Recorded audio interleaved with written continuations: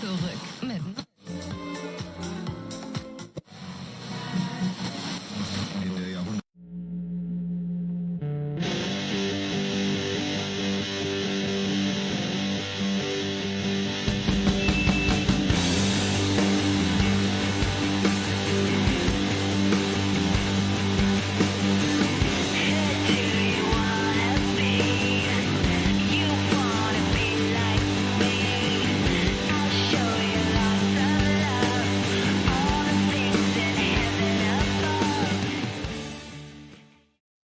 Wouldn't you agree that these are kind of new fears that thankfully you or I did not have when we were young?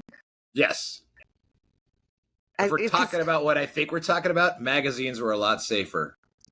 Well, no, I'm just talking about in general. Well, I'm just talking about like in general, like just the thought of just now, like my Bluetooth was connected to something else, and I'd stolen the Bluetooth of some, and so I was thinking actually not that many days ago, like, yeah, kids today, you need to be careful when you're surfing the internet at home, what you potentially could be connected to, like what speaker you could be connected to. Not that this has happened in my house at all. I'm just saying that kids today need to be more aware of that kind of stuff. Like we didn't have to be aware of that stuff. And I still don't, because I pretty much do my best to isolate all my connected things to just my things. Yeah. Like the general house stuff, I never ever connected to. It was all just like I knew what I was connected to, because there is a paranoia about that. Right?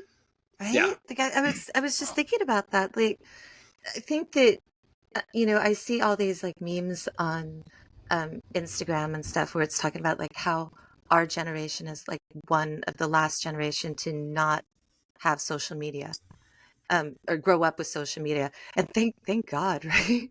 Yeah, no, I mean, I have thought if I had kids, like what age would I let them engage in social media? Because I think there has to be some existence without it. But also, is there existence without it anymore? Yeah. You know, I mean, it's when my son was born, the iPad just came out. And I remember I found these really cool kind of apps that dealt with sorting and stuff. And I found that was actually so cool. Like you would sort these bugs. I think it was called Bugs and Baubles or something, but it was all these different kind of sorting things, but it was really interactive. And I thought those were really smart. And I'm not going to, I'll tell you afterwards, but like I lost a friendship with somebody that we grew up with who was a teacher who told me like this was bad. I was going to make my child's hand point in a weird way because they're pointing on this iPad. And I remember thinking that's such an extreme stance to take on something that just came out. We don't have any research as to, what's going to happen yet with kids and stuff like that. And now all these years later, 14 years later, I mean, I do see when going out, like a lot of people, this is the new babysitter, right? You just hand a kid an iPad, but with him, luckily he's not like addicted to phones and stuff. But I think that's a lot more of modeling me. Like I never have my phone on me. It's like pretty horrible. Well, you also live in a different culture, I think, too. That probably helps. Like it's not as pervasive. I mean, it's probably pretty pervasive, but having my experience in Thailand, there aren't people necessarily walking the streets like glued to their phone like there is in the United States. Yeah. When tourists walk, and you've experienced it here when you've come to visit, when tourists walk like 5 in a row, you're walking with all your friends 5 in a row, taking up the sidewalk. It's like, oh yeah. I can't get around. And you're walking slow, and I'm like, I want to get an air horn. Well, people need to learn how to walk in a city. It doesn't matter if it's Thailand or New York or whatever. You salmon spawn through that. I mean, that's what you do. I miss you. It's the last time I saw you was here in Bangkok, and I miss you. You are one of my oldest friends, and not like oldest age-wise, but and I'm not going to completely age us, but I've known you since I was 12. Yes. And to me, that's super special because you've known me through several iterations of me, and I've known you through several iterations of you. And what I find cool is that despite all these different iterations, the core of who you are has never changed. And And I can say the you're same just one about of you. my favorite people. Yeah, Just you're one of my favorite favorite people. Yeah. I mean, I just absolutely love you to death. I mean, I absolutely love you to death. And I love that we have, I love though that we have this like shared history and shared experiences, and you're not just like a casual kind of a friend. Like you've been like, I'm going to say this about Russ, who also goes by Devlin. That's like the alter ego, right? That's my You know, Beyonce. Yeah, Beyonce has that alter ego, Sasha Fierce, right? So that's your alter ego. One of my favorite memories about you is, I mean, and I have so many, but this just kind of goes to show like what an awesome friend you are.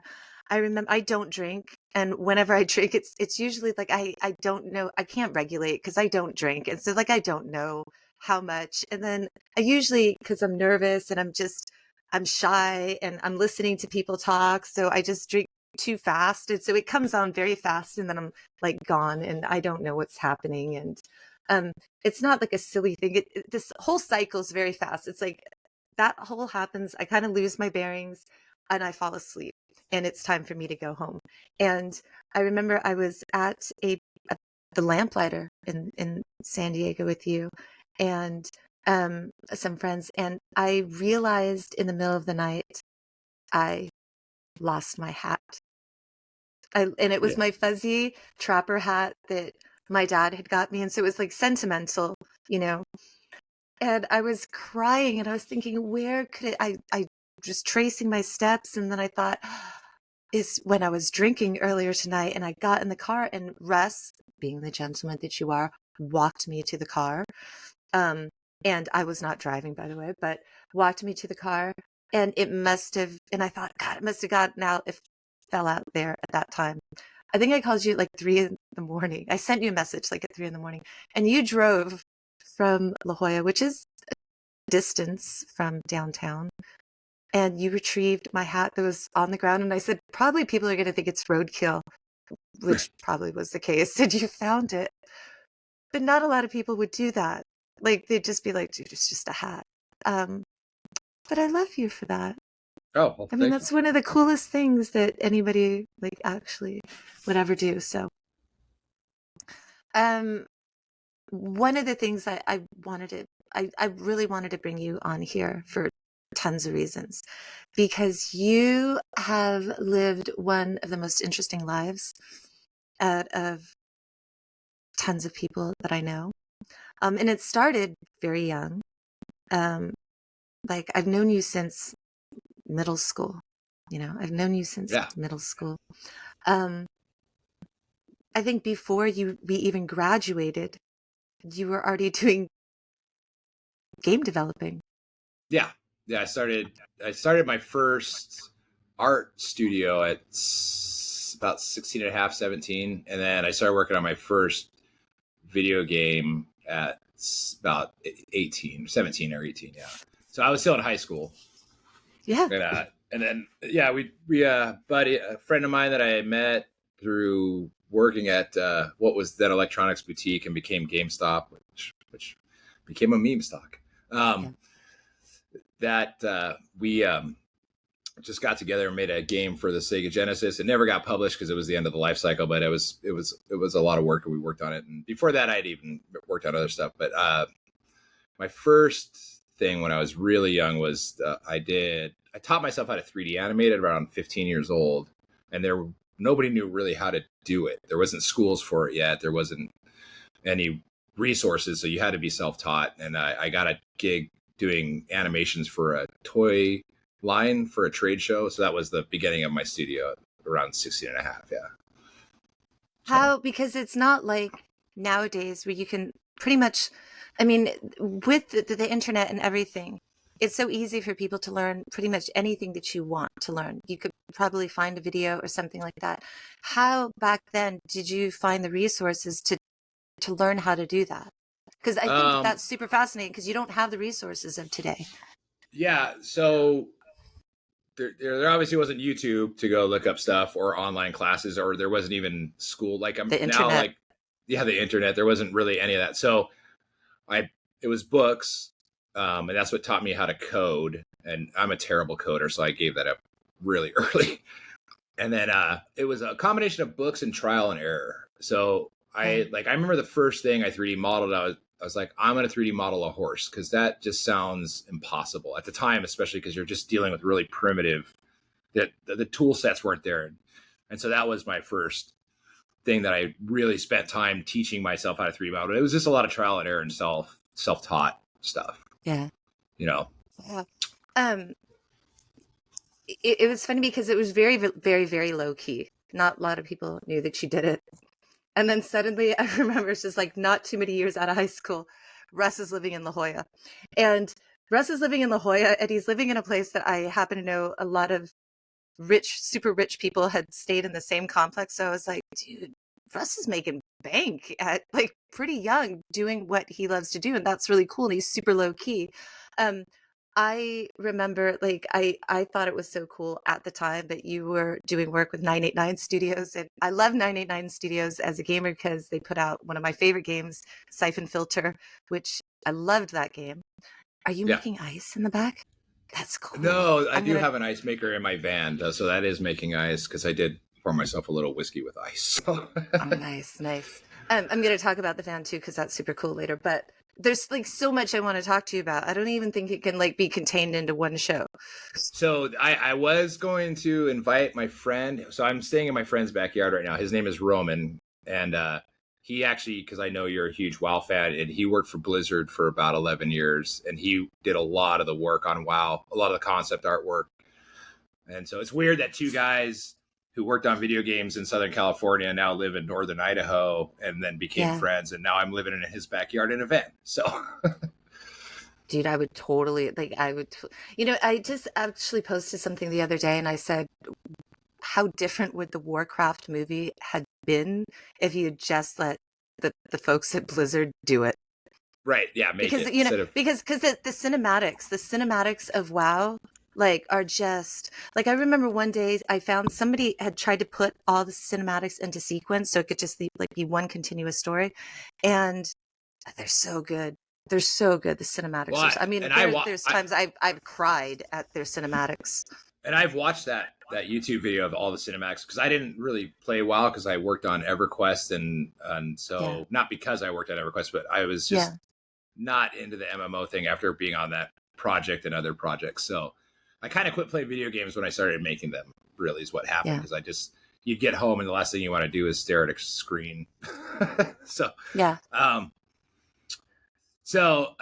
I did watch that whole cinematic trailer somebody put together of all the WoW stuff and sequences. Is a really good story driven thing. I mean, I love, and I've been playing now for 16 years.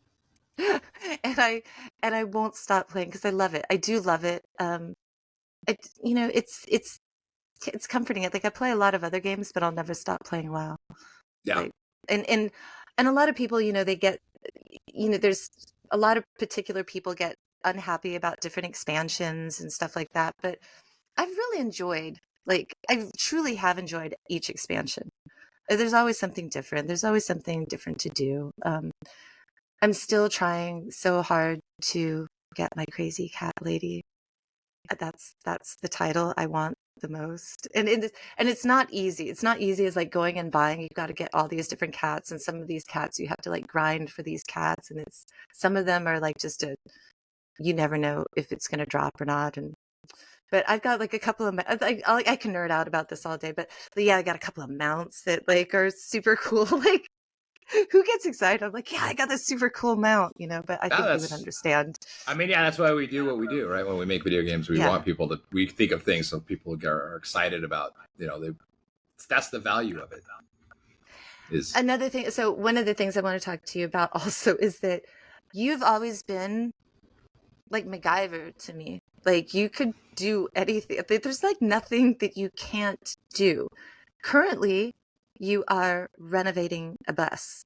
And the questions I have is like, where the hell how did you learn to do this? Like, I think the whole thing is cool, but it's like, if somebody had told me, like, I don't know, 5 years ago, that's what you'd be doing, I'd say, yeah, he'd probably do it. But like, it's how is this something that you just look up also? Like, Well, it was weird. I started doing research on just kind of van life living a while ago, and I had never yeah, really intended to do it.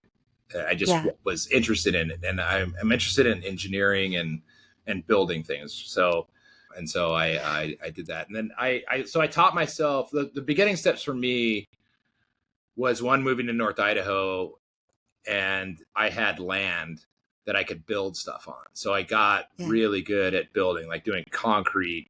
You Just built a and tiki bar. I built a tiki bar out of bamboo, and Yeah. so. But it was all these A things I tiki bar always. in the middle of the, like, and I remember sometimes you post pictures like there's snow everywhere, and there's like you could dig out like a tiki bar. Yeah, That's so cool. yeah. We had these But trails that were huge, 4 feet tall snow trails that would lead to the tiki bar. yeah, So and that's when I started seeing, like, you would post a lot of these just kind of like do it yourself kind of gadgets, just on a personal level. Like, you weren't posting it wide, and I thought, wow, that's so cool.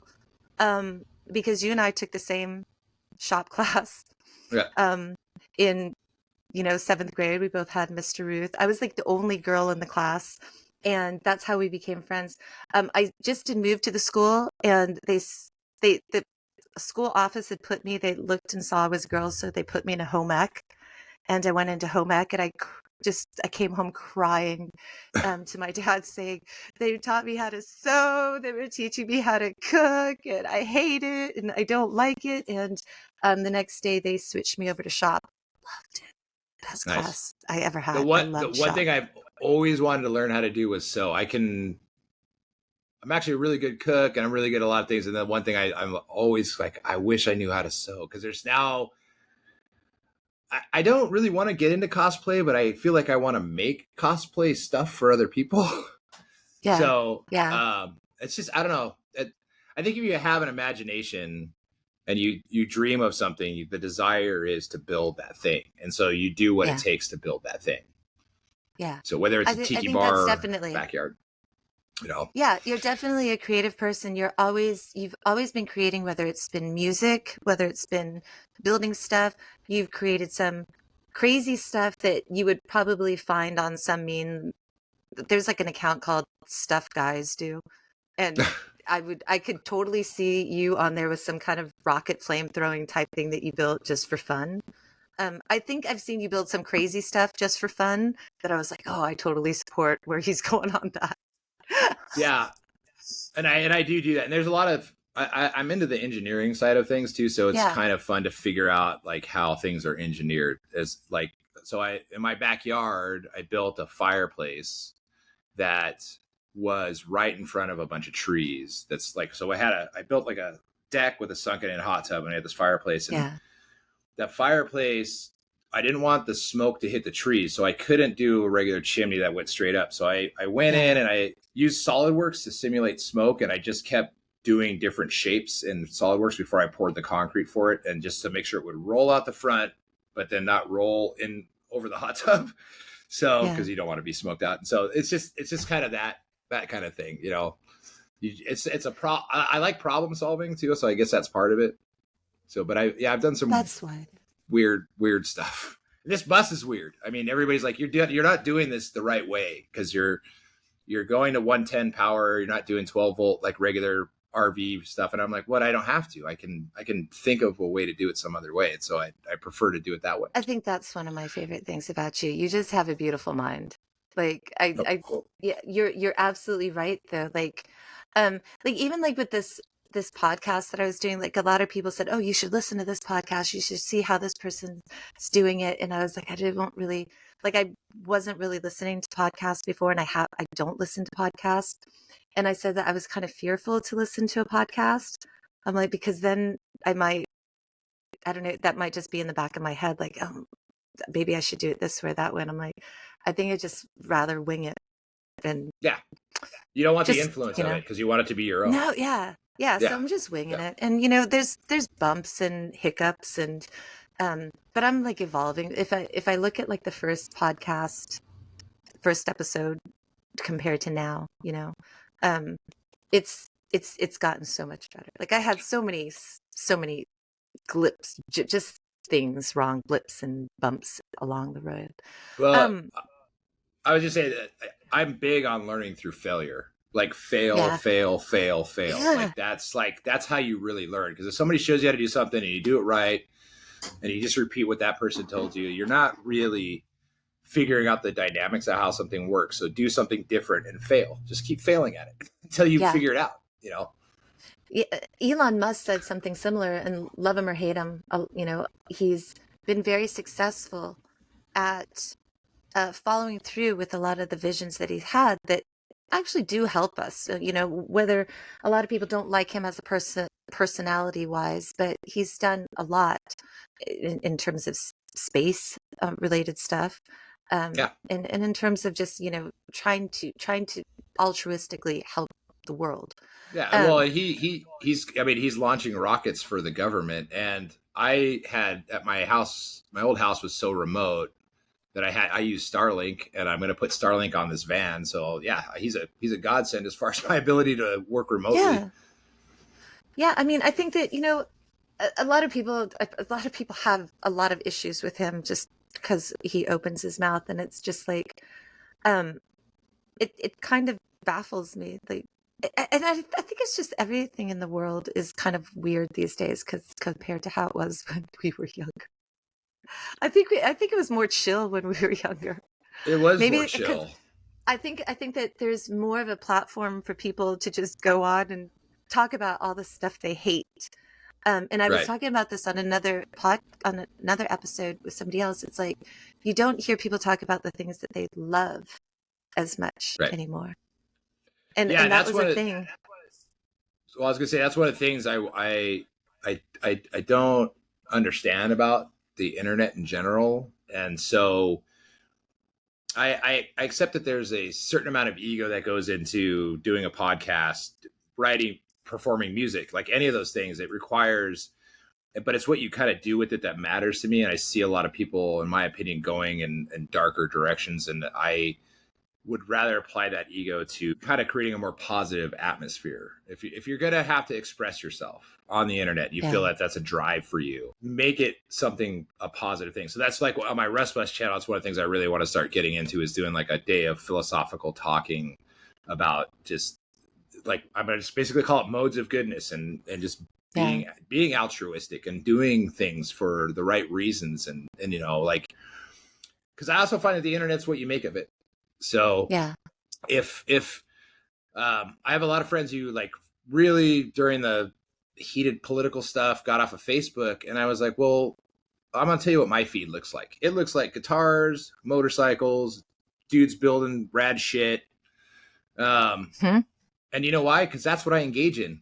You're the one Yeah. who's deciding what you engage in, and you're engaging all this stuff that infuriates you. So you can go comment and do some and I just have no interest in it. Yeah. Oh my, that's exactly, I just had this conversation the other day with my mother. She's 80, but she was getting very upset about politics here, right? And so I said, Mom, not for nothing, but I'm like, how is any of that affecting you? At all. How's Right. any of it affected you at all? And I'm like, but you're sitting here getting like so upset. She's like, oh, but this guy, this guy. I'm like, but really, how is that affecting you at all? I said, you are 80. I said, don't you think there's better uses of your time than to just listen to all that kind of negative? And it's kind of, and I know that you would understand that being a musician, and I'm going to get to that too, but I feel that they've proven that different vibrations and different levels resonate in different ways. And so I do tend to think like if you're surrounding yourself with all this kind of negative talk, negative conversation, negative energy, that it's going to kind of reverberate Yeah. around you. And so I think that for me, just like you said, and I've talked about this on another podcast, my algorithm is perfect. As creepy as it is, AI has picked my algorithm based on what I follow, and what I follow is music, tech stuff, engineering stuff, because I'm fascinated with that. Hydraulic press, love watching hydraulic press. Um, science stuff, but that's it. And I don't have all that other kind of negative BS on there. I'm gonna guess that me watching people pull out massive blackheads is your version of a hydraulic press. Oh God, is it the Dr. Pimple Popper? Yeah, lady? all of them. I can't stop looking at that. It's ridiculous. I didn't mean to go into a segue. Just as soon as you said that, I'm like, well, the hydraulic press videos are cool, but really, it's so satisfying to watch somebody get a giant blackhead pulled out of their ear. I did watch one, and I remember like the whole time I was just like, it was like a horror movie. I'm like horrified, but I kept watching, but I didn't turn it off because I was like, oh, this is horrifying. And I remember just being like, just covering my mouth, but not turning it off. But I thought I don't want to do more of this, like, because this could go down some rabbit hole. I'm not gonna lie, I hadn't watched it for a while, but last night I don't know why it showed up in my feed, and I was just like, for like an hour. And then there was a couple of videos where they didn't get the blackhead out, and I was like, I can't stop. That's so unsatisfying. So, anyways, but to go back to what you were saying, I do agree about the whole internet things being like the feed thing, how the algorithms work and stuff like that. Yeah, it's. But I was gonna say one thing I really love about Facebook is I think if you utilize it in a positive way that benefits you and isn't a confrontational thing for you, you genuinely get to keep in touch with people. As somebody who's transplanted, and same with you, around, you kind of still get to see that your friends are doing really cool things, and you kind of see their life, and you're not there to be a part of it. And so I think it's a really great tool for that. So I kind of look at all these things on the internet as tools, and however you want to use that tool, that's the result you're going to get. Yeah. Have you heard of the Dunbar number? So there's this guy, this doctor, and he said that 150 was like the number of people that you could actively be invested in a relationship with in terms of like what's going on in their lives, like 150 people that you could fully, it couldn't be more than that just too much information. So like I always have tried over the years to stick to like that number, and I've kind of upped it now to 200, and that's it. But like if I add somebody, I have to call somebody. That's crazy. Really? Yeah. Man, I could keep track of all kinds of. Well, it is time consuming. Let's just be honest. It's time consuming to see everything. It's time consuming, and I want to be like the 200 people that I'm like. I really want to know what's good. Like I love that maybe we don't talk, but I get to see what's going on in their life because I actually care about them, and I love seeing what's happening, and that is a way to contact people. But it is a weird thing. Like if I add somebody, I look and I'm like, who am I not talking to, or who don't I care about anymore? You're out. Oh man, I better keep up my stuff so I stay on that list. You'll never get called. My feeling is now that we have a very short but a very alert attention span, that number could probably greatly increase because we're getting everything in such minuscule bites. And it's in the way we edit movies, we do all kinds of things. Like we're very adept. Our generation, especially, and the new generation is going to have their own take on this, but we're so used to fast cuts and music videos and how information flows extremely fast that we're able to keep up with it. So I think you could realistically up that number. I'm not ruining it for you. I'm just telling you, realistically, because then people are going to be like, she can add us now. Except for Lisa. No, it's terrible. It's like I was telling watching somebody, movies like it's 1820 right now. They never cut the camera. I was telling somebody it's awkward sometimes because there's people that I see in real life that have tried to add me, and I just like I don't decline, but I don't address it, and it kind of is awkward because it's like we'll talk, and I know that they've sent it, and they know that I know, but I still haven't added them. But it's not discussed, but it's like kind of weird, and I don't think that they would listen to any of these where I talk about that it's not personal, right. But it's just my weird, I've just got weird stuff. I've just got weird things. So what? Wait, we talk about weird things. I've just got weird things. You've known me for a long time. Like, I have. I remember, I was thinking about this the other day, because we were talking, I was talking to somebody about it, and Oh, I was talking to Desmond, my engineer's producer slash intern, and I said, I did not want people to talk to me as when I was younger, so much so that I used to remember wear a wedding ring, like when I Yeah. was young, all the time. And you said, "Why are you wearing a wedding ring?" And I'm like, I don't want people to talk to me. And it totally worked, because then I worked in sales, like after school, like I worked at sales selling at the time high-end jewelry and Rolexes and stuff And then at a very luggage. young age. Yeah, and then high-end luggage like Tumi luggage, and To me, yeah. so I had like at a young age all these like really high-end kind of clients, and I was young, and so wearing a wedding ring, just people just left me alone and nobody talked to me, which was really cool. And I liked, Is and that you why? understood that. You understood that. Yeah. Is that why I never wore a wedding ring even when I was married? I just wanted everyone to talk to me. Maybe. But it worked. There's like a lot of things that, I mean, I think that I'm not shy with you because I've known you forever, but generally speaking, I'm a shy person, and I generally don't, I feel socially awkward. So, um, I think that you know, because you've known me, I've Yeah. always had the dark panda eyes, because that really has kept people away. You used to wear a lot of black. Yeah, I used to wear a lot of black, Like, and I and wouldn't so say I you think were that goth, no, but I don't. Yeah, you were. Yeah, you weren't really goth, but you wore a lot of black, like you were goth, but you weren't really goth.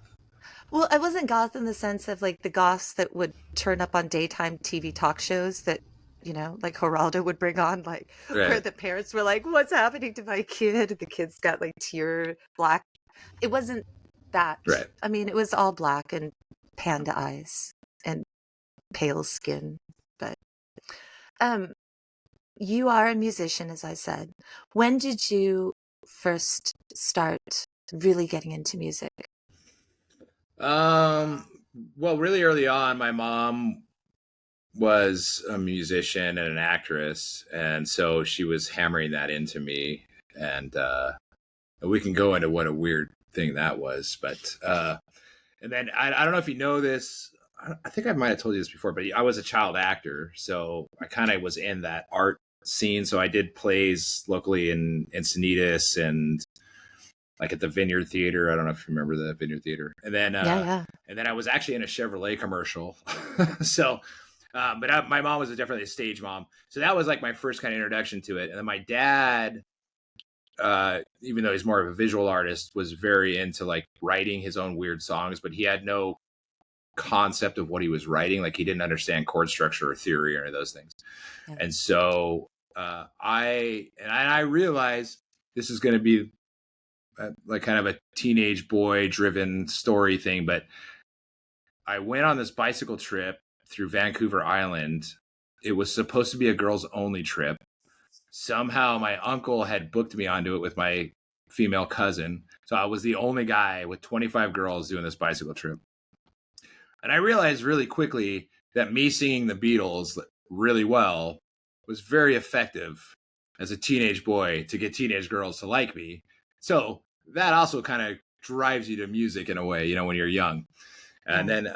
then I remember going into my high school counselor in high school at 17 because I had pretty much finished everything I needed to graduate. And she's like, well, you need electives. You can't just leave class every day at 11 or whatever. So I had to be there till whenever the minimum was. Yeah. And then I said, well, I want to be the next George Michael. And she's like, well, that's not a very realistic goal, but I'm going to stick you in all the choirs. So I ended up being in all the choirs in school. So I remember that that. was, I remember yeah, that. and that was kind of the deal. And my mom had bought me a guitar and I didn't really appreciate it.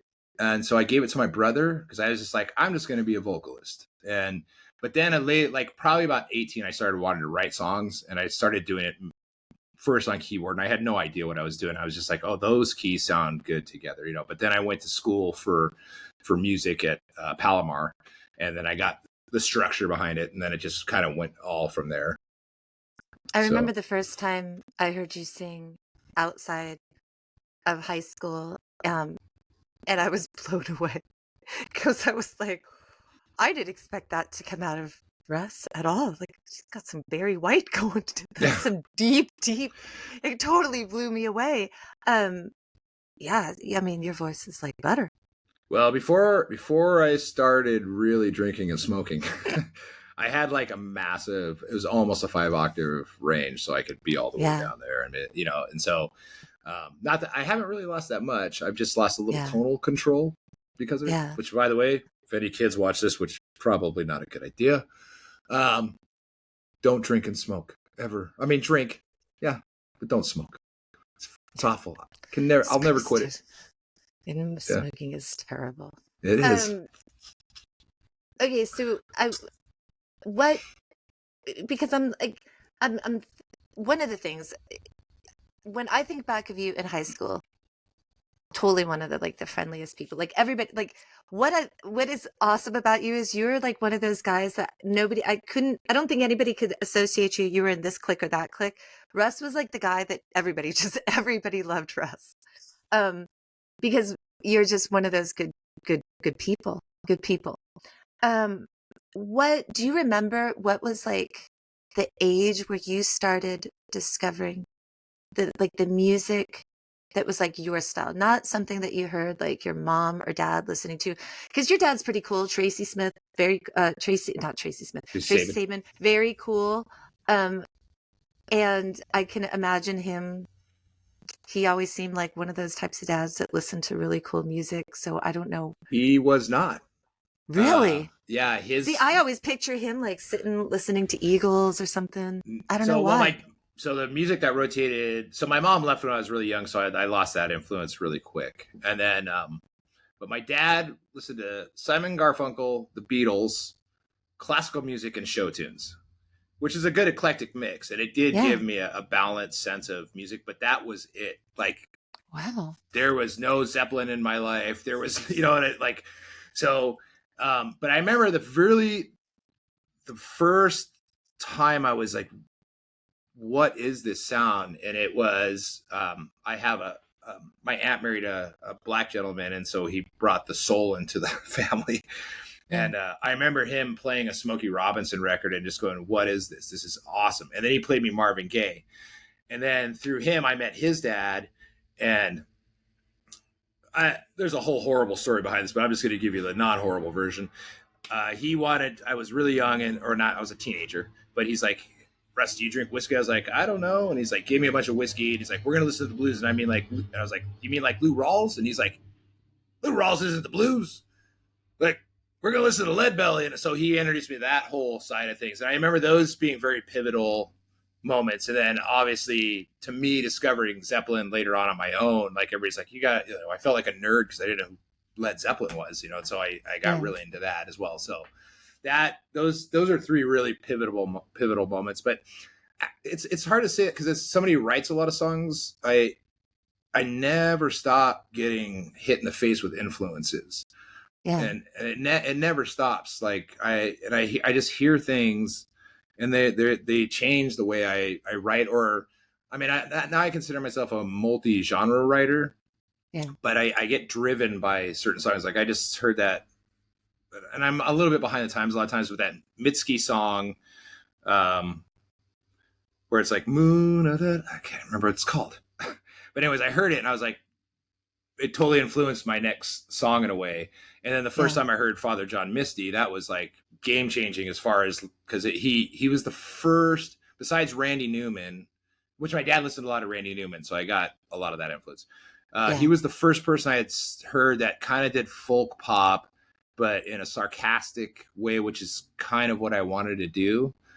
And I don't know, he just released a song today, which is crazy because it's folk disco and it's just such a sardonic take on his career. And I'm like, man, every time I'm like, you're done being sarcastic and what, you just do something like that. Yeah. So I don't think that, as far as the earliest ones, it was Smokey Robinson and Marvin Gaye, and then a couple other stuff. But that, like, I don't think that has never stopped for me as far as like being just influenced by people over and over again. And for different reasons, like Nile Rodgers, I really patterned my guitar playing off of him because I love the chic disco guitar sound. So Yeah. it's just weird. I mean, I asked that because, just turned 14 and he's like starting to discover, like we just bought his first concert tickets. Like he decided, he's like, I want to go to this. He's like, do you want to go with me, Mom? I'm like, yeah, totally. I want to. It was a band that I liked too. It's a band called Cigarettes After Sex. Oh, I love And Cigarettes so, After Sex. yeah, so Great that's band. going to be his first concert. I'm super excited to take him because this is, something that, but he came to me saying, I want to go to this. And I was like, oh, that's awesome. Nice. My first concert, do you remember what your first concert was? Yes, it was Oingo Boingo Only a Lad tour at the Del Mar Fairgrounds. I think I remember you going to that because I think I remember you telling that you were Oh, going to go actually, to that. I take that back. That's the first concert I remember wanting to go to. The first concert I ever went to, actually, was my brother when he was a little kid. We went to Fresh Fest, which was like the Fat Boys, Run DMC. That was actually, I keep always forgetting that was actually my first concert because that was my brother's birthday, and I just don't associate it with like I really wanted to go. But Oingo Boingo was my first. Yeah, as far as but it was Fresh Fest, and that was great. That was the first time I smelled weed, and maybe that's why I don't smoke weed to this day. I don't know. The Fat Boys. Oh God, I remember that. That was a good. They had that Wipeout. Yeah, but then it also had the band Nucleus and Africa Mambata. I don't know if you remember those, like any of those bands, but that song that goes wiki wiki wiki wiki, like that was Nucleus, and so it was all those bands. And I was at the time, it was the really mid 80s or whatever, and we were all breakdancing and yeah. So my first concert was and maybe you probably gone to one of them, was Beach Boys at the time. Was at Jack Murphy Stadium. Yeah, I seen them later on in life. I did, but yeah, they seem to always make a scheduled stops there, so that was really cool. I could definitely hear those influences now that you've said that about Marvin Gaye and stuff. Like, I mean, definitely can hear those influences in you. But you're also a person that, tends to like a lot of different genres. And I think that that's really cool. I think that you're one of those people that appreciates music for music and doesn't really tend to get kind of stuck in a genre, because we've talked about all sorts of different kind of music over the years. Plus, you've worked in bars, you get to listen to a lot of different kind of music as well. Wanted to say, like, what is, I know that you're a multi-instrumentalist. What's your favorite to play? It's either guitar or piano / keyboards, right? And to me, it depends on what I'm doing. Like if I want to just play something, it's the guitar because I'm most comfortable with it. Yeah. If it was up to me and I had a kid and I had to teach them how to play an instrument, I would start with piano, just because you get the foundation of how chord structure is so much better off a piano than you do off a guitar. But as a writer, depending on what instrument I use, it changes the music entirely. Like on a guitar, I'll be a lot more probably disco, jazz, rock genre, whereas and when I say jazz, I mean like guitar jazz, not like. So when I write on piano, though, that's when I'm able to write like real ballady stuff or like Sinatra style stuff, that kind of songwriting, the singer songwriter, not the singer songwriter, the song stylist era of style of music. So yeah, it really depends. And then like, yeah, I mean, a lot of the stuff that I write that I feel is Stevie Wonder influenced is written on piano, right? So it's just it's hard to. Those two are my two main tools. If somebody asks me to play something for them, I will pick up a guitar. Like if they want me to cover something, I'll pick up a guitar. Because it's just the comfortability of it. I wish I was a way better piano player. It's funny because that's the one instrument that so many guitarists that I talk to say that they wish that they learned better was the piano. Like so many. It's the structure of everything. If you really look at how it's laid out, and the keys show you the chord structure. Whereas in a guitar, you kind of have to learn everything. It doesn't intuitively make sense as far as what a C chord's made out of or a D chord's made out of, because you're not hitting these notes, you're just kind of hitting these strings, and so you know how it's tuned, but you don't really think about that I'm playing this finger's hitting a B and this finger's hitting an E. You don't think about that. When it's a piano, you think about it. Yeah. You somebody else that has been on my podcast, you've done some stuff with Jake Nager. Yeah. It's just like a small world. So that's one of the things, though, that I love about the San Diego music scene and musicians in the San Diego music scene. It just seems like everybody loves playing so much that everybody's in a lot of different side projects with a lot of different people because people just love playing. And I think that that's really cool. And you've lived in different places. Do you find that the San Diego music scene is more supportive of each other than other places? Yes. Yeah, for sure. Because it's not the rat race of Los Angeles, and because of the volume of musicians and just a lot of interconnectivity, which I was always on the outskirts of that interconnectivity, even in San Diego, but I still managed to like find people who wanted to play with me, or I could meet them. You know, it wasn't like moving to North Idaho. There's a lot of really talented musicians here, and I ran an open mic here for a couple of years, and you can see there's a lot of talent there, but it's harder to get them to want to work together. Whereas in San Diego, it's really easy. Like when I started my yacht rock band, which Jake Nager was in, I literally went on Facebook and said, I'm starting a yacht rock band. Who wants in? And I had a band together in 10 minutes. Yeah.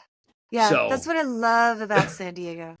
I mean, San Diego's one of those places, like you meet somebody, you're like, hey, dude, you want to jam? They're like, yeah, let's go jam. It's like, and you just met them. And I think that that's cool and so supportive. Okay, now I want to get to the part that I'm really super excited about because I have so many questions. You are doing this bus. Correct. The questions I have just kind of blow me away. It's like, how on earth how did you figure out how to, because I'm seeing that you're putting batteries in and electronics in. Like, how did you figure out to do all the wiring and stuff? How? I'm just blown away. Like, I don't get it. Like if somebody wanted to start that, is like if somebody had an idea, because I told you this, I've been invested and I've gone down so many rabbit holes of people building tiny homes into trailers and stuff. And I have no plans on living in a tiny home or having a trailer or making a trailer, but I'm so invested in these videos because I find it so amazing that they can turn this idea into something. And I love watching the process, and which is why I love watching what you're doing and how you're explaining what you're doing. And I think that, and I told you this, I think that a lot of people watch these types of videos because it's the idea of escapism is a little bit intoxicating. The fantasy, yeah, the fantasy of like, I could just hitch a thing behind and just go drive off into the wilderness and live off the grid. There is that kind, because I sometimes think, God, I could do that. There is. Well, and then there's a lot of things that I think, well, here's what I've noticed in that. So watching these videos in van life, because I've been watching them for years too, before I actually did it. Right. And, nobody talks about the limitations of their builds. I don't think most people build them themselves. There's plenty of companies that do that. And so you kind of see these videos where it's like a snap of a finger and it's a build out. I'm not sure if they're actually building them. If they are, good for them. I'm not trying to be putting anybody down.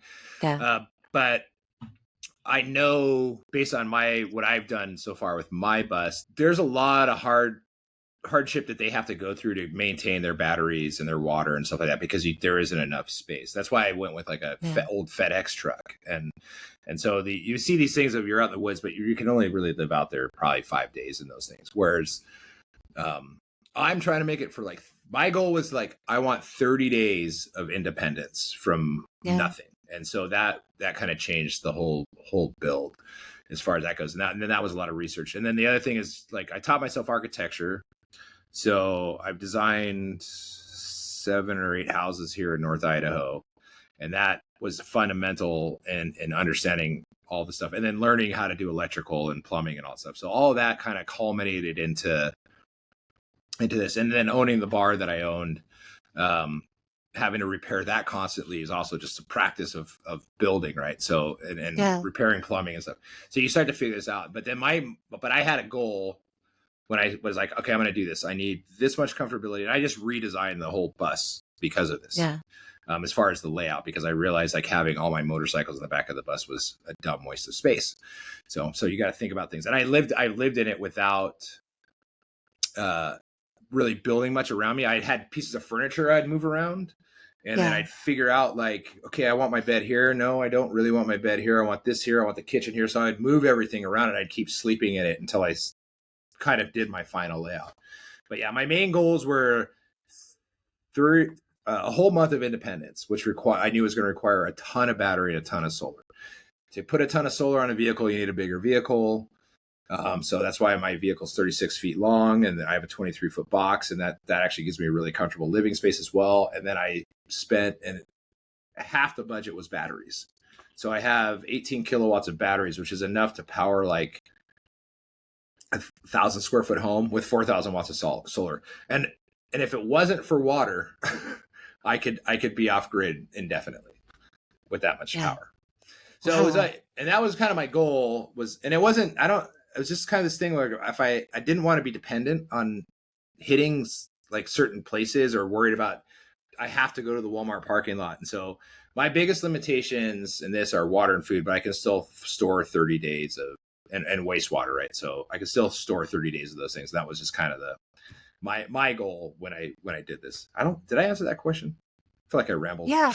You know what? No, but you know what, even like you were talking about food too. And that's the thing that kind of surprises me as a person that does not cook. Like I would love to cook. I just have no patience for cooking. But I sit there and I'm like, I was showing my son, I'm like, look at what Russ is making. Like, and he's like, Mom, you don't even make stuff like that. And I'm like, I know, and he's in a van that's not even like working. Like he's in the middle of building a van and he's making like this really good dinner. And he just looked at me, he's like, you're failing, Mom. I'm like, I know I'm failing. I'm totally failing. But and it's all off grid, I mean, right? amazing. So. Yeah, but it amazes me though. Like you are the quintessential Renaissance man. Thank you.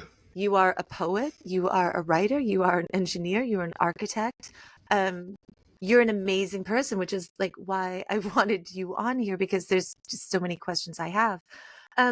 But like you were talking about the van life thing, and I think that why it's so intoxicating. Like some of these people, like there's this one girl, she just goes around, I think, with her dog who's kind of old, and it's just lovely. She opens the window, she's making coffee, and then it's like the Cascade Mountains, right?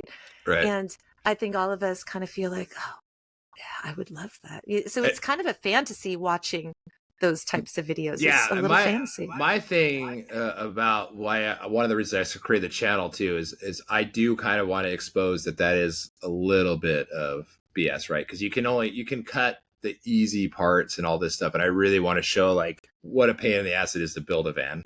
Yeah. And then probably I'm pretty sure when I hit the road, there's gonna be horror, because I used to take week-long trips motorcycle camping, and you have this glorious idea in your head that you're gonna be cooking a steak and broccoli and camping here on your motorcycle and taking off, hitting the next spot, and it's never ever been that way. It's always like horrible, like in some way.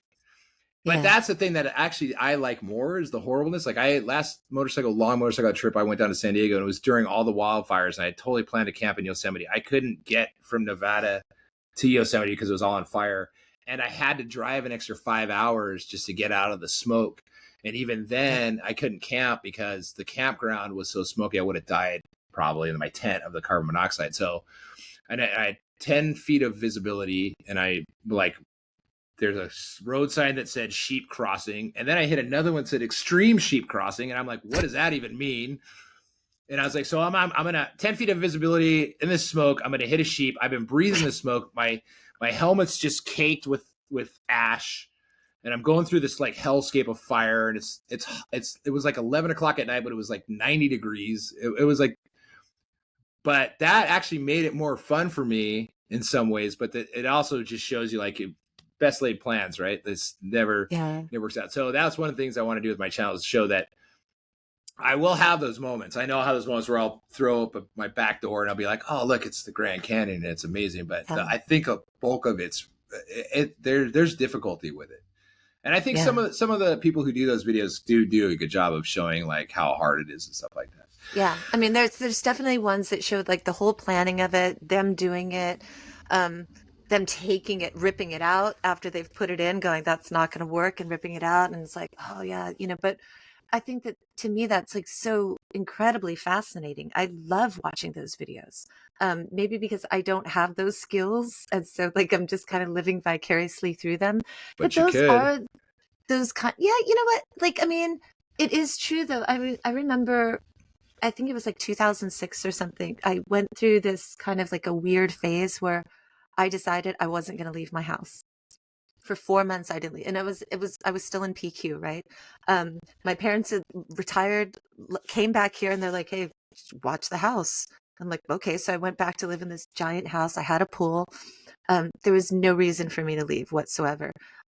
They just started, Vons started just doing home grocery delivery. So I was all into that. 4 months, didn't leave. And that was about the time that I started looking up YouTube videos of like how to do like bathroom remodels, how to do plumbing. And that's what I just spent like 4 months just doing, tinkering around, doing stuff and doing a bathroom remodel by myself. And it felt so good. It felt really cathartic. Um, just to feel like I'm doing something. Yeah. And when you're done with it, you're like, I did that. You know, it felt good. Yeah, no, that's why I like building. I mean, there's this huge sense of accomplishment out of it, and especially if you're building something new or you're solving a problem, that's even, like that's even more satisfying, right? So like, learning how to build was very satisfying, but then like designing and then building things that just don't seem like they should work and then making them work is even more of a whole nother level of satisfaction. The one thing I want to tell you about the 30-day thing about the bus too, that is so important that I always forget to mention, is trash. People generate a lot of trash, and you have to figure out, you can't have like a bunch of smelly trash bags hanging out in your bus. So composting is super important, and get a composter that can compost everything. Because I have one, and I generate basically one bag of trash every 30 days. So yeah, I was going to say, I did notice that you had a composter, and I was going to ask, how is it, because we've had one of those like generating composter things and they do get smelly. So how does that affect the overall smell in the bus? Well, it doesn't, because it's a tabletop, it's electric driven. And Okay. I put pre-compost materials in there, and it'll compost everything unless it's like a huge like meat bone. But Yeah. I don't bring plastic on my bus, really. I try, like, so if something's in a wrapper, I put it in a resealable container. So I take it out when I buy it, I take it out and make sure I get rid of all the trash at a grocery store. And then, so I just don't want to have a lot of trash. So that's part of it. And then, but that composter works really well. And then once it's done composting, I can either use it as compost, or I could it's okay for me to just dump out of the bus without putting in a trash bag and storing it. Right. So, and I can do that anywhere. So that's really the main thing, is just not having trash in, trash bags everywhere. Because if you think about how much trash somebody in their household, they usually have a full, whatever size trash bin every week. And imagine storing that inside of a small enclosed environment would be awful. So it's funny because like when I was still living in San Diego, the trash came once a week, right? Yeah. It's funny now in my hood here in Thailand, the trash comes daily. They take trash daily away here. And I was like, wow, that's wild. Well, that's awesome. I mean, it is awesome in terms of trash is getting taken away. There's not rat problems or things like that, but that's crazy that we're generating so much daily that we have to pick it up daily. You guys do use a lot of plastic in Thailand. So does America. And I'm sure we use more, but it seems like when I was there, I was like, everything was in plastic of some sort. Yeah, it's gotten better since like everything now is, they are getting better at that. You have to bring your own bags to the groceries, and that's kind of cool. A lot of places are getting rid of plastic straws and stuff like that. So I mean, they are working on it. No, I mean, it's worldwide like that, but I think that everybody is trying their bits here and there. Right. I mean, I think that generally people are trying. I think Europe does a really good job at not like plastic in general. Maybe I'm wrong. Well, they do have a lot of plastic there too, but I just remember every time I've been there, I kind of just like go to the cheese shop and buy cheese, and it's usually wrapped in something else, and then go buy my bread. But you do that every day, right? You do your grocery shopping every day when you live there. I don't know. So that's kind of a fantasy thing too. Yeah, let's talk about some of the places that you've lived, because you've lived in a lot of different places. What's your most favorite Well, place? I've traveled a lot. You've traveled a lot. Yeah. My 5 favorite places on the earth are San Diego, Sandpoint, Idaho, New York City, New Orleans, and Paris, France. And I don't know if that makes me a super city guy, although Sandpoint's not it's not a city. I mean, I live in the mountains, but Yeah. um, as far as like places I've been where I really felt a connection to, those seem to be the places. And they're it's weird. I don't want to live anywhere. There's no place I'm like, this is where I want to live forever. And if it was up to me and I had endless amounts of money, I would have houses all over the place, and I would spend a couple months, at each house. Yeah. So, and I don't know if that's boredom or if it's just a desire to travel and experience different things, but it's probably a combination of the two. But yeah, I was just talking to somebody. Paris. I've been there multiple times now, and I love that city so much. And after you go the first time and you get all the tourist stuff out of your way, and you live this like lifestyle where you just get up in the morning, you go get your espresso and your croissant, and then you go to work for a little bit, and you go outside and go grab your lunch, and you come back, and then you go grab what you're going to make for dinner, and you come back and work, and then you make your dinner, and then you go out for the night, and then you come back and go to bed. I just really like that whole thing. I think part of me likes it because it's work.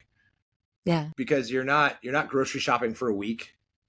Yeah. You're just grocery shopping for the day. And then and it's great. And I did that in Barcelona too, like, and hitting La Ramblas and going to the market there was like amazing. Like every day, just like, oh, and the great thing is I didn't pre-plan meals. It's like, oh, you know what? I'm hungry for some yellowfin tuna. Right. So I'm just going to buy some. Yeah. It's funny because, and that's another interesting thing to talk to you about too, because you are well-traveled.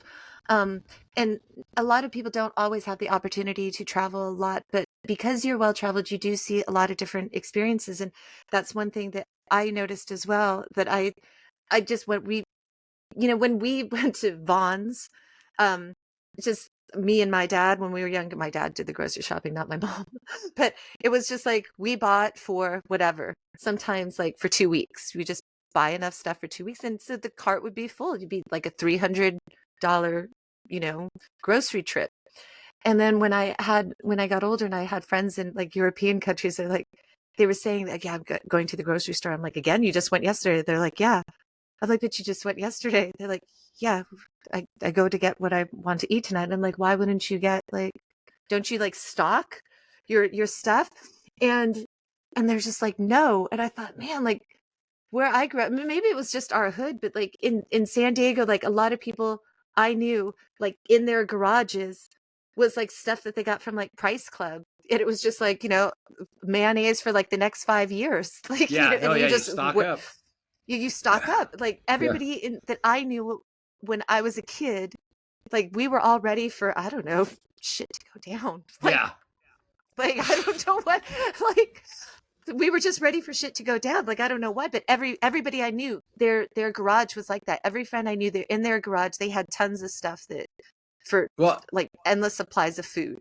Yeah, I also think that's a lot to say about the American 9-to-5 work style, right? Because the way it's, Europe's a little different. They kind of have a little bit of free time in their day to go do these things, and they don't mind coming up from work and doing it after work. Whereas, I think since the 50s, we've just been like, you stockpile your food because you're just going to get off work and make this and go to bed, watch TV and go to bed. So you can create this routine. And then, I think that's how that works. And then you end up eating the same stuff over and over again, which is really boring. Yeah. That is a very different way of looking at things. And so in traveling, I started to get a little bit better in that, and kind of opening that mindset. It's hard to explain to people that don't travel a lot, but when you travel, the conversations are kind of fantastic in terms of people that you meet around the world. Why I guess the question I'm trying to ask is, Why do you think that's so challenging sometimes for people to have those conversations when they don't travel?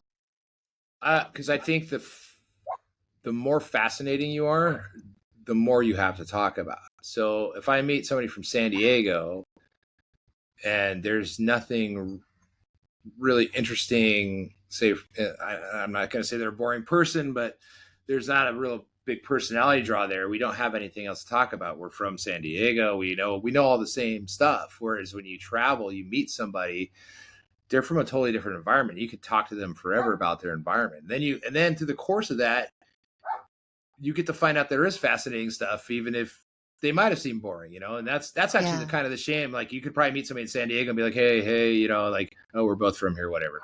But you might, if you had some reason to strike up a conversation, you would. But I think conversations, and as somebody who's hangs out in bars a lot, and I have a lot of conversations at bars, they always start off with a small talk, but the small talk's a lot easier the more foreign you are to somebody, because Yeah.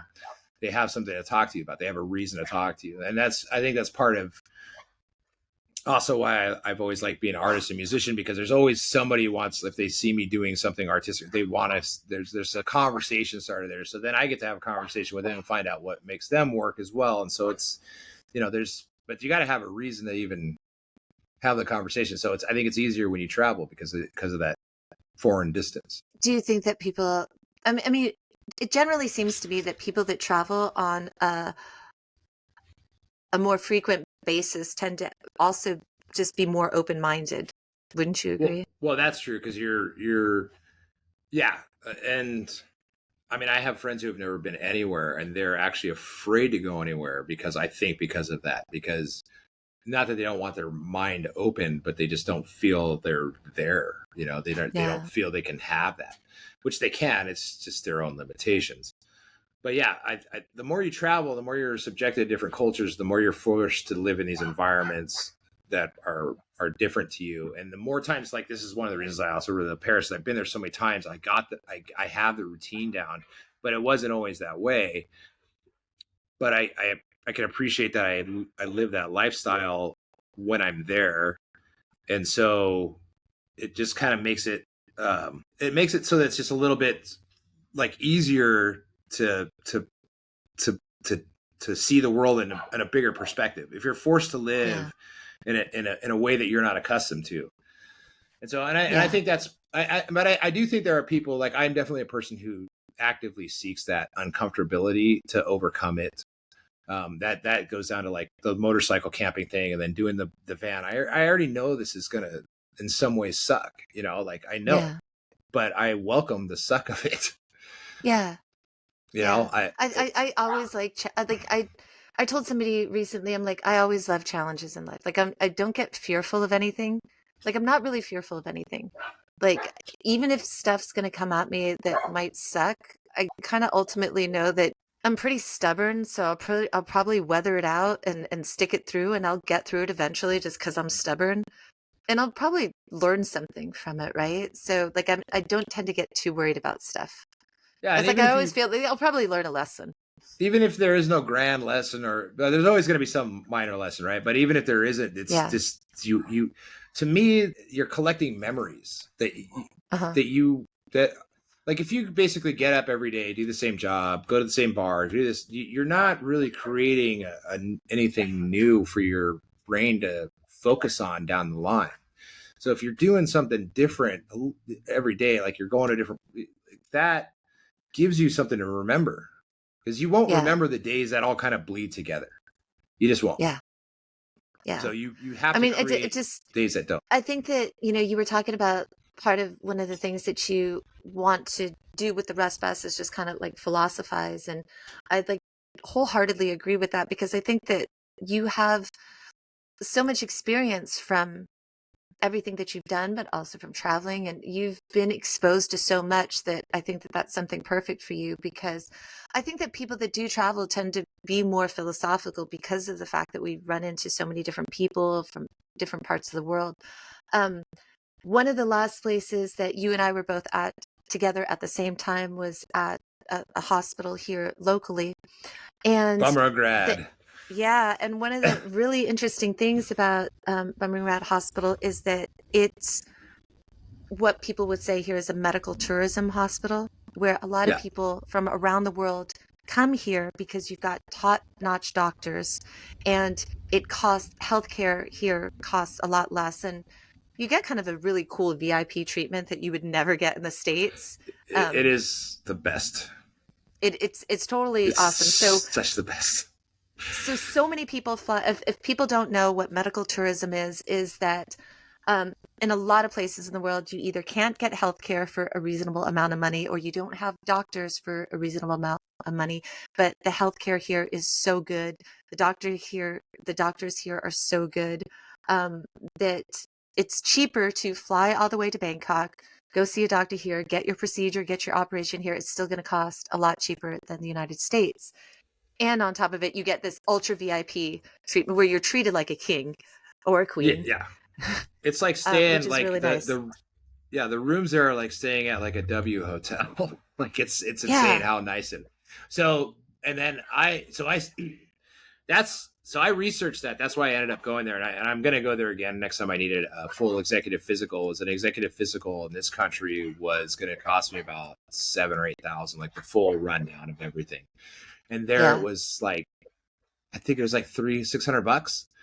And I was like, yeah, well, I could go to Thailand, stay there for 2 weeks, and not even spend the amount of money it would for one visit in the United States. So that's why I did it. yeah. And then I'm sorry, I'm getting a little dark. It's getting dark here. And I don't have The lights on my darkness bus is right now. okay. No, oh So, anyways, wow. I just looked at myself And and I'm those like, aren't oh, I'm your getting dark. dogs, right? No, those are the neighbor's dog, but she did give me this shirt, so I appreciate her a great deal. Um, but yeah, so it was cheaper to do that, and it was just a great experience. But the weird thing is, like when I was there, my appendix ruptured, so I I got my remember. appendix surgery for $6,000 instead of like 40,000 or whatever it would have cost the United States. So Yeah. it was a horrible thing. My appendix ruptured, but it was very fortunate financially. Yeah. And you were there So at the same time as my dad, and my dad was in and out of that hospital for I mean, he probably stayed there almost a total of 2 years, which is crazy, like really, really crazy. And luckily, he did have insurance, and that covered it from the States. I mean, it was like he was in a like a, yeah, no, it's. I mean, I mean, it's it was like nice.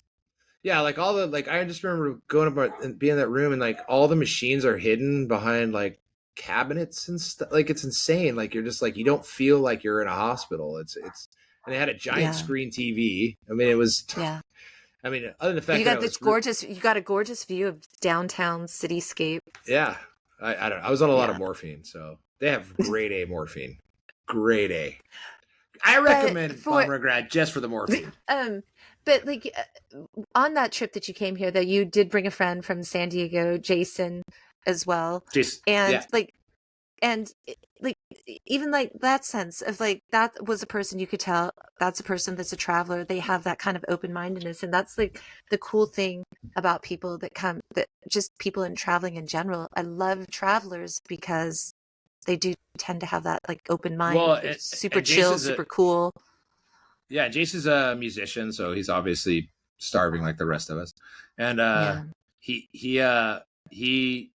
now lives in Tijuana, but he can, like if I told anybody else my friend moved to Tijuana, they'd be like, "Oh my gosh, that's crazy." And to him, it's not crazy. To me, it's not crazy. It's like you would just Yeah. go live in another place of the world, Yeah. And Tijuana is not what Tijuana used to be back when we were kids, so it's totally safe now. No, it's I love talking to people that just up and like leave their safety zone and go up and live in a different country. I think Yeah, those are all like super interesting um conversations. I love talking like what made people do like when I meet people over here that say that yeah, they left everything and they came over here. I'm so curious to talk to them because I'm like, I think it's hard to leave your comfort zones. I think it that's a is. really hard thing for people to do. And so when people do that, I find that story super And fascinating to I me. think that's true even of people who move, say, from the East Coast to the West Coast, or from like Yeah. I mean, even for me moving to San Diego to Sandpoint is a culture shock, going from a big city Yeah. to a really small town in the mountains. Like but you're better off for it if you do it. I think everybody needs to Yeah. leave where they're from. At some point Yeah. in your life, leave where you're from. Even if you go back, just leave where you're from. Because Yeah. you need to see other things. When, and you'll have so many more friends. Yeah. That's On terrible. your Rust Bus, you're going to be making more we're going to be able to follow along on the Rust Bus, right? Yeah. Soon you're going to get to all that kind of stuff, because I think that people would be interested. Yeah, I got a lot of building to do. I mean, like, I Yeah. keep hitting stumbling blocks, like, because this used to be an old Aramark uniform delivery van, so there's just Yeah. burnt in lint everywhere, and I'm physically grinding it off the floor right now because I couldn't chemically remove it, so I'm using a grinder and grinding aluminum everywhere, which probably is going to make me have dementia at some point in my life. But So you said that you're not going to put the bikes in the back anymore. no, I got a storage unit. I'm going to put those. I have a lift gate, so I'm going to have 2 bikes on the lift gate. I don't really need to have 5 motorcycles with me. It's a little ridiculous. Yeah, I was going to say, because, one of the things that, and I think that that's why van life seems so intoxicating to me, is that I used to, and it was something that my dad and my mom did when I was young, and so I continue to do it when I got older. Can't do it here because it was far too scary, but I loved renting an RV, like on the summers, renting an RV, or the winters, just going around for a couple of days, just driving. There's something that is so, to me, the open road is so intoxicating.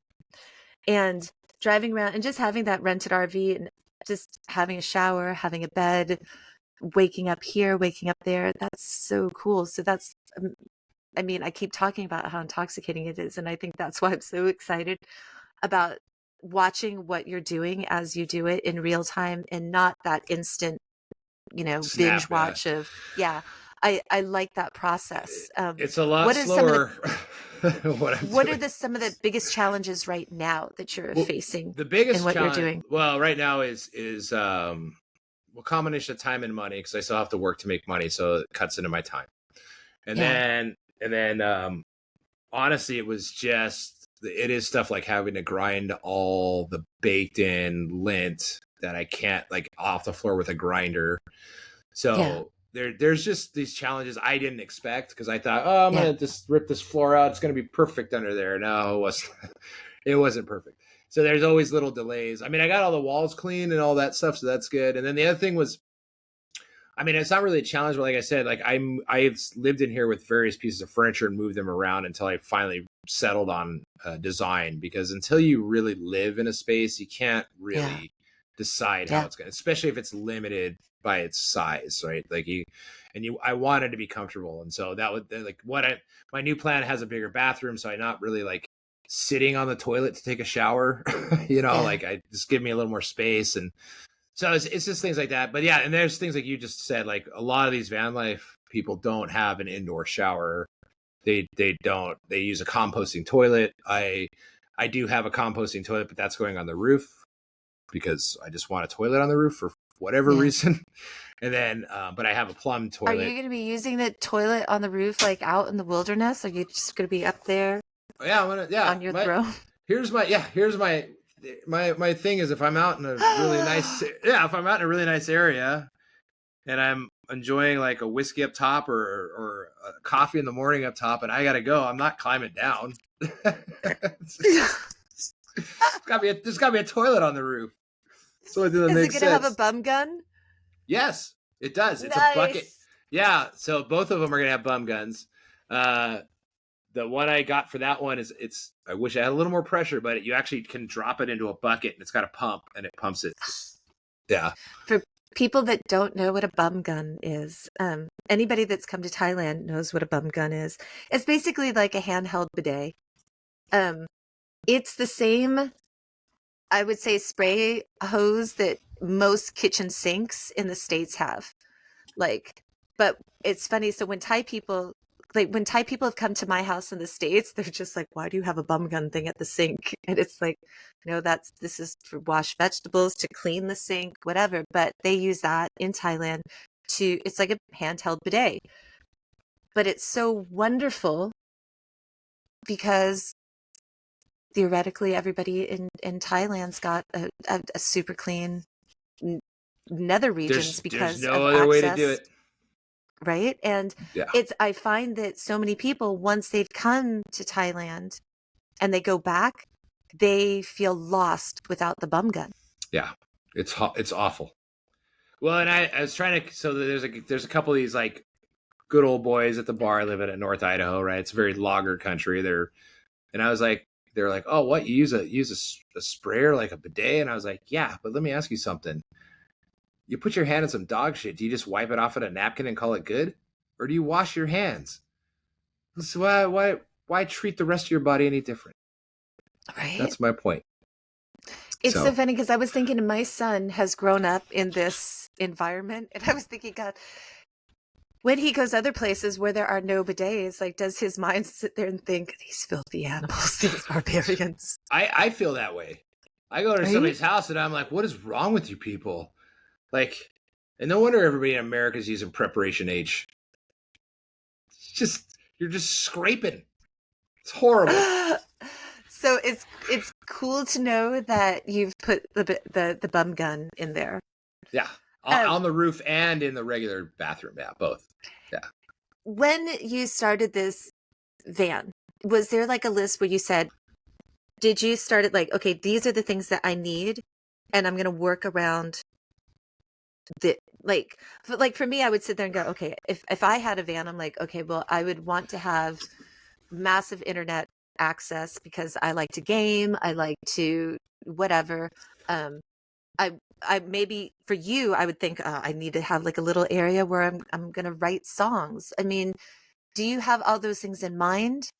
Yeah. So yes, it started. Well, the one thing I knew I wanted was to be able to cook well, and I need to have espresso, right? So I need it. It's just part of my life. So that was the main things. And then from that became the how can I be a full month independent dealing with trash, water, waste, wastewater, like what size of stuff do I need? So that dictated the size of van I was going to get so I could put the solar, and I knew I wanted to carry a motorcycle or two with me at the start. Mm-hmm. And I own a lot of jackets and shoes and clothes that I like to wear, so I wanted to be able to have closet space. I don't know. So it was one of those things. And then so that all kind of dictated the rest of the design of as far as, or what I purchased, say, for the van. So like getting this composter was the largest tabletop, countertop composter. But as far as the smell, you were talking about that before. So it's got dual charcoal filters in it. Mm-hmm. So it doesn't smell as I'm throwing waste in there, and I maybe turn it on once a week, but like everything goes in there, like paper napkins, everything goes in there. Oh, wow. So yeah, it composts everything that's basically not a big bone or obviously plastic or anything, but you can actually put cardboard in it and stuff, mm-hmm. and it'll compost down the cardboard. So that's why I picked the one that I got. And it's not pretty like the Loomies, or it's just a box, but it's very effective. Yeah. So it was. So getting the composter and then the food, then figuring out food storage. So I got a separate fridge and a freezer that are decent size, and then I made sure I had enough room in both designs that for a pantry large enough to store a lot of dry food. So like tuna fish, canned stuff, so that I could store a lot of food, because everything can't fit in the fridge. And obviously, in a month, you're not going to be able to store broccoli in there for a month, so you got to figure out like what you're going to eat. And the month thing isn't like mandatory. I'm not really planning to be off grid for a month. It's just like if I had to be, I could. Yeah. So, and then that led to the batteries. So of the expense, like half of it is battery and solar of everything. That's what I was going to ask you. What's been your biggest expense so far? Is the battery. So I have 18 kilowatts of batteries. I have a 15 kilowatt tower from Big Battery, the Ethos. And then I have an inverter for that feeds. And that was the other thing. I didn't want propane. I didn't want to have, the only thing I ever wanted to refill was gasoline to drive the thing. I didn't want to have to refill it for a heater. So everything's electric. So I needed a lot of electric power. So I have 50 amps from one set of batteries that feeds, 20 amps goes to the kitchen. And then it's 15 amps. One goes to the washer dryer. So I have a washer and dryer. And then one goes to the water heater. And then I have another set of batteries that feeds 30 amps, and that feeds everything else I do, like having a TV. Like this thing, I haven't. There's a lot of work I still have to do, but I mean, I'm gonna have a 75-inch screen TV for playing video games and shit on. Like it's crazy. How so the solar you're gonna mount the solar panels on top? Yeah, so I'm decking the roof first because the roof is going to have storage in it, and then I'm building like a 20-inch or no, like a probably a 14-inch wall on the sides of the deck. So and basically all the solar panels can be flipped out, so I can use the whole roof as a deck. Oh wow! Okay, so I want to hang out up there. So that's why so the toilet actually sits under the solar panels, and then like all the stuff that's up there. I'm actually going to put a little bar up there. That's probably a really bad idea, but I'm going to do it anyways because somebody's going to fall off my fan and sue me. But so I'm decking it. It's going to go up 14 inches, but it's going to have a peak, and then the solar panels themselves can flip this way or can slide out. That's kind of going to be the design, so that they can be the awning on the sides of the bus as well, and they'll still collect the sun. And then the reason I wanted them to flip this way is because if the sun is optimal in a direction, the ones that are sloped this way, these ones can go. Get my arm in there. Go that way to catch as much sun as possible. But I have so much solar up there that I'm really not worried about anything. And I have so much battery power too. So like I have at least probably 4 to 5 days of battery, like if I don't ever hit the sun. Yeah. So that's pretty substantial. And then the solar I have is 4,000 watts is like I said, it's like 1,000 square foot houses worth of solar almost. So it's a lot. And I live in 167 square feet is what my build is going to be. So. I'm going to ask you a question. I mean, this may seem like a stupid question, but you would be the person that would have an answer. Can you not use like because if you're driving, right, you could create wind. Yeah. Can't I don't see on any of these like vans like anything that wind power generating batteries. Is that not something available yet, or maybe people are doing it and it's too cost effective, or it's not cost effective enough? You can do it. Because I would think that if you're driving, you're constantly. So I actually 3D modeled before I was doing all this. This was like years ago. I 3D modeled like the ultimate RV, and it had wind tunnels on the sides of the roof that had several fans in an array, or turbines in an array that would charge the batteries as you were moving, and that's totally feasible. But the problem with like just putting like propellers on on top of a roof is I think there's risk of those breaking or all kinds of things, and to get to what you need to spin. So if you did like kind of what I designed, which you could create like a wind tunnel basically on the sides and feed, and you could probably get enough energy. I don't know how efficient it would be. I've done a little bit of wind power stuff, and it's not as efficient as solar.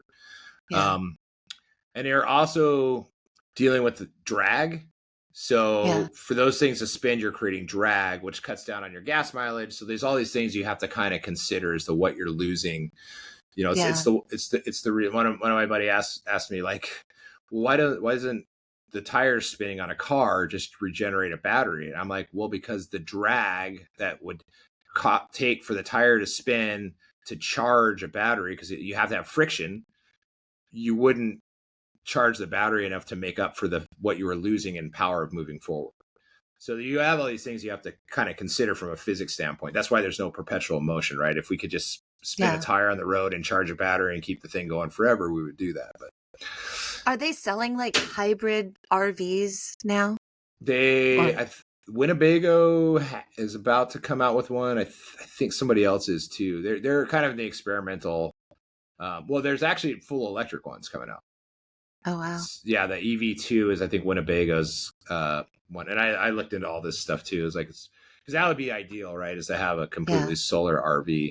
But that's the other problem. That's why, like, there isn't solar panels on cars that charge the whole battery and mechanism, is you just don't have the space. And the bigger your vehicle, the more motor you need to drive it.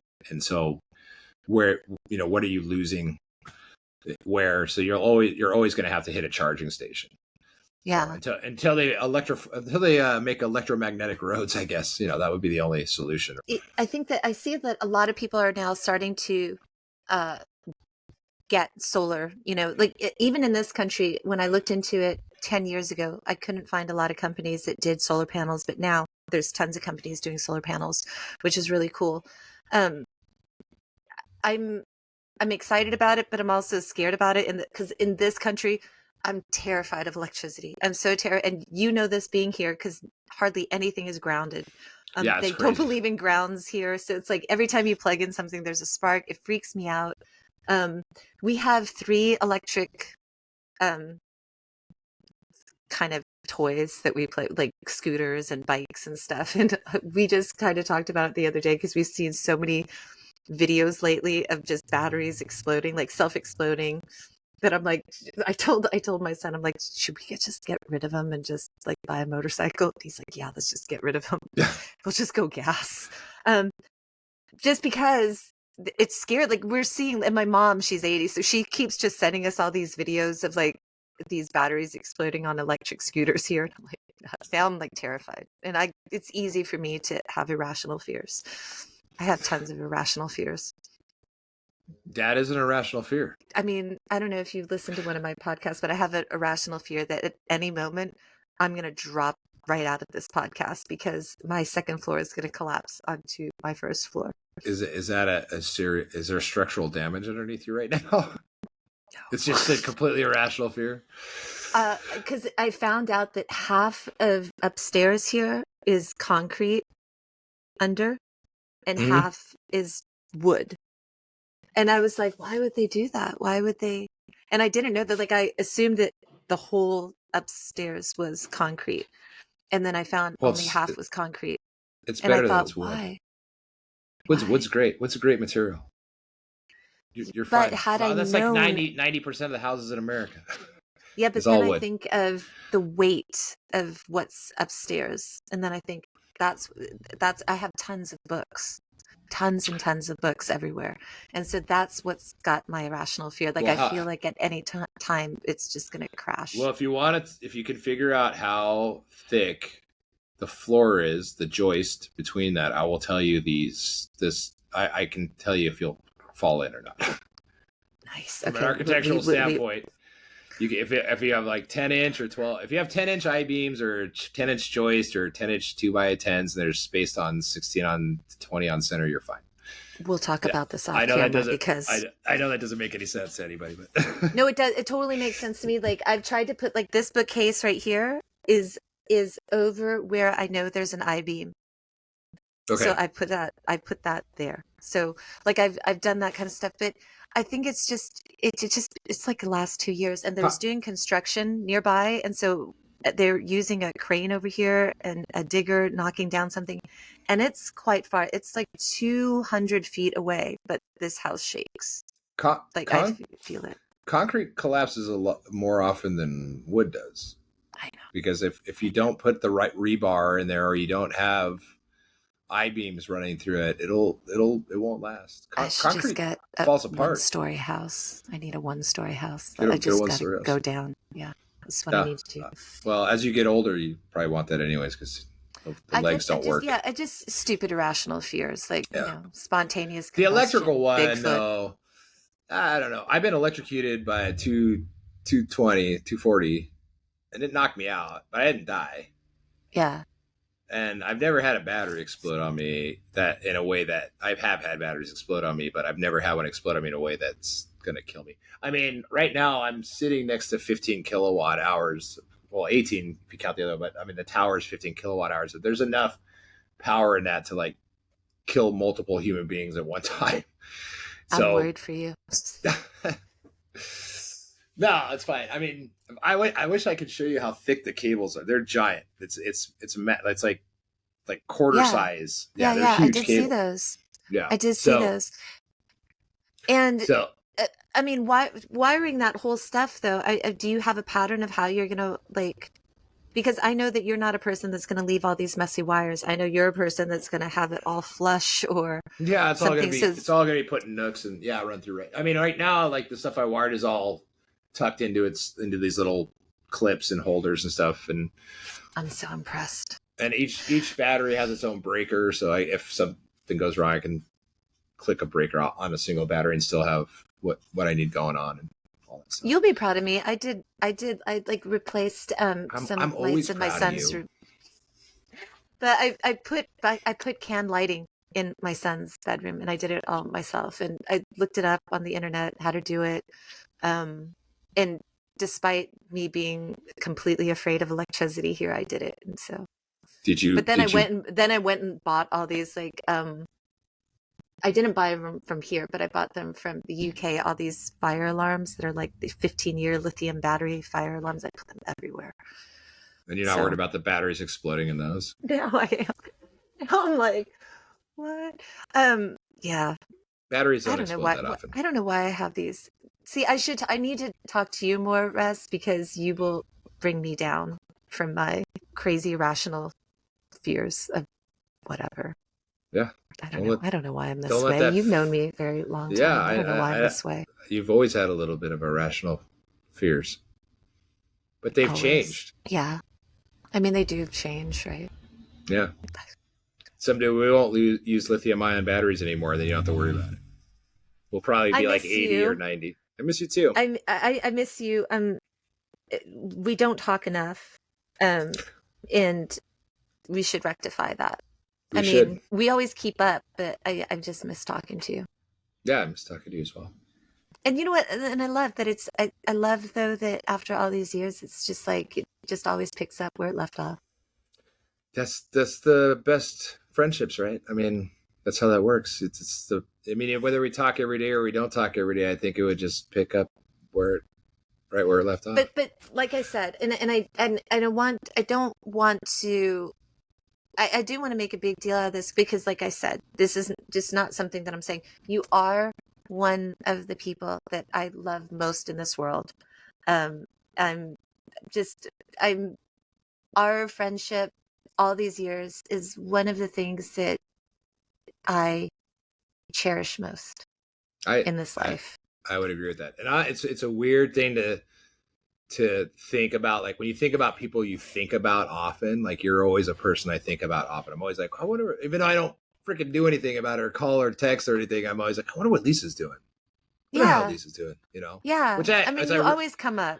Yeah. And I made me really happy that you started the podcast because I could kind of like go, because you're not super active on social media. So it's like, oh, there's Lisa. And then it was really cool that you did the interview with Jake Nager. And since I know Jake as well. I mean, it just started really like with COVID, and I was missing a lot of my friends in San Diego, you know, but we were just on different time schedules and people had different lives. And so I thought, man, I just miss talking to them every day and we don't get to talk to each other. So I just started leaving long voicemails and I thought if my friends want to listen, they can listen to it on their own schedule. Like if they have time, they can listen to it. If they don't want to listen to it, they don't have to listen to it. And I started doing it to more people, and more of my friends started leaving me long voice messages, and that's kind of, you know. And then it became a podcast.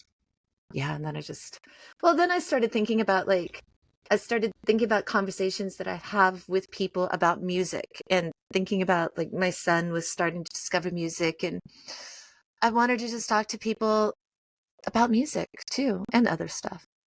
Yeah. Well, I would love to come back on and just do an entire music one, like just talk about artists and music, and that would be awesome. Totally. Yeah. Yes, absolutely. And I'd love to have you on. I will be promoting your Russ Bus on. Oh, thank you. So every episode that I do of the podcast, I have like bonus content on our website for each episode, and it's just going down the rabbit hole of everything that we talked about. So like stuff that we talk about will be on this bonus page when I release the podcast, and I'll have like whether it's the music that we talk about, van life we talk, whatever, it's just on there. And so the Russ Bus will be on there, of course, and hopefully we can follow along. And I'm happy to follow along Yeah. because I'm Yeah. excited. And I'm going to promise to get better about posting. Yeah. It's a weird thing to be starting off as a content creator. You kind of like overwhelmed when you start as far Yeah. as, You know what? Like I will say that how this happened was that I told you I was playing around with AI, just kind of seeing what AI could do, AI art. And I put in all these prompts for, I'm not going to give away what my prompt was to get the radio that I wanted, but I got the radio and I said, I love that radio. That's exactly. And then I already had that idea in my head of Sayonara Cupcake. It was a misheard lyric from a Rob Crow song. And when I put it together, I just thought, oh, that looks really cool. If I was going to have a podcast, that's what I wanted it to look like. And my friends, Desmond and Anuj, were like, okay, when are we going to do it?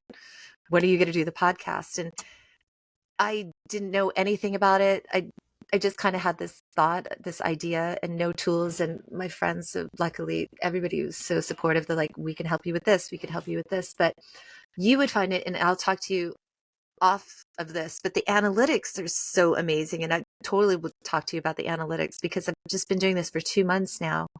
And analytics are trippy just from a perspective of like sociologically speaking. So I'll talk to you about it offline. Yeah. Well, it's the same thing when you release an album. You get all these analytics. It's weird to see who's listening to your music, where they're located. Yeah, but just like even what works, what's interesting, because like we released on like a lot of different platforms. Not to inundate the platforms. The reason I've released on a lot of different platforms is like a lot of people are not cool with certain platforms. And I didn't realize that. And then once people's like, I don't like this platform for this reason, I was like, oh, I get it. That's totally cool. So I thought I'll release on different platforms just so somebody could still listen to it or find a platform that they were cool with. Right. But in doing that, then I could see all the analytics and I thought, wow, there's no rhyme or reason to it, to be honest. Like, it's funny because there's so many different accounts trying to say that you have to do it this way. This is how you're going to do it. But when I'm looking at the analytics, I'm like, there's really no rhyme or reason. Like, it's bizarre to me. But I like it. I like that there's an organic kind of sentiment about it. Like, for example, my episode that I did with Alex Nyland, who's not in music. He's not working in music. He's just like my childhood friend, right? Like, I've known Alex for forever. But on TikTok, the little reels and videos that I make on TikTok, his are like some of the most popular. And I found that was really interesting because TikTok is generally primarily used by younger audiences. And so I was talking to somebody, I'm like, what is it that the kids are finding resonating about the talk that me and Alex had over a talk that I had with somebody that's, an established musician? And I'm like, do you think that the kids liked hearing two people that are like middle-aged parents talking about their kids and their music? Like, did they find something resonating about that or comforting about that? Like, why is it on that platform that those episodes trended more than other people, so it's just, that's interesting to me. So I'd totally talk to you about it because I think you'll find it really interesting as well. Yep. Well, TikTok's taken over anyways, right? Isn't that, I gotta get on TikTok. I do want to have you back on, and so I would love to have you back on anytime. And let's talk about music and whatever. Yeah, I'll talk to you about whatever. This is awesome. It's awesome just to see your face.